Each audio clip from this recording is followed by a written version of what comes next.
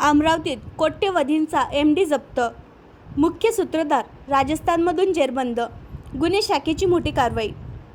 अमरावती अंमली पदार्थाच्या जाळ्यावर पोलिसांची थेट मुळावर घाव घालत मोठी कारवाई केली आहे। शहरात मोठ्या प्रमाणात मॉपेडॉन एमडीचा पुरवठा करणाऱ्या आंतरराज्य टोळीचा मुख्य सूत्रधार थेट राजस्थानमधून जेरबंद करण्यात आला आहे। या धडक ऑपरेशनमुळे केवळ स्थानिक रॅकेटची नाही तर राज्यांच्या सीमापार पसरलेल्या संपूर्ण ड्रग नेटवर्कचा पर्दाफाश झाला असून पोलिसांच्या झिरो टॉलरन्स धोरणाची प्रभावी अंमलबजावणी पुन्हा एकदा समोर आली आहे। अमरावती शहरात मोठ्या प्रमाणात मॉपेडॉन या अंमली पदार्थाचा पुरवठा करणाऱ्या आंतरराज्य टोळीवर गुन्हे शाखेने मोठी कारवाई करत मुख्य सूत्रधाराला राजस्थानमधून ताब्यात घेतले आहे। या कारवाईमुळे अंमली पदार्थांच्या पुरवठा साखळीचा उलगडा झाला असून पोलिसांनी थेट उत्पादनाच्या ठिकाणापर्यंत पोहोचवण्यात यश मिळवले आहे। माननीय पोलीस आयुक्त राकेश ओला यांच्या आदेशानुसार अमरावती शहरात अंमली पदार्थाविरोधात झिरो टॉलरन्स पॉलिसी राबवली जात आहे। त्या अंतर्गत पोलीस निरीक्षक संदीप चव्हाण यांच्या नेतृत्वाखाली गुन्हे शाखेचे पथकाने गुप्त माहिती आणि तांत्रिक विश्लेषणाच्या आधारे ही धडक कारवाई केली आहे।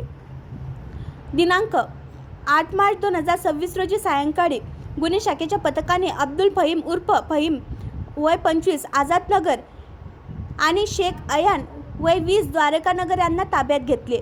त्यांच्या ताब्यातून 2 किलो 80 ग्राम एमडी पावडर किंमत अंदाजे 3.11 कोटी रुपये तसेच दुचाकी असा एकूण 3.12 कोटी रुपयांचा मुद्देमाल जप्त करण्यात आला।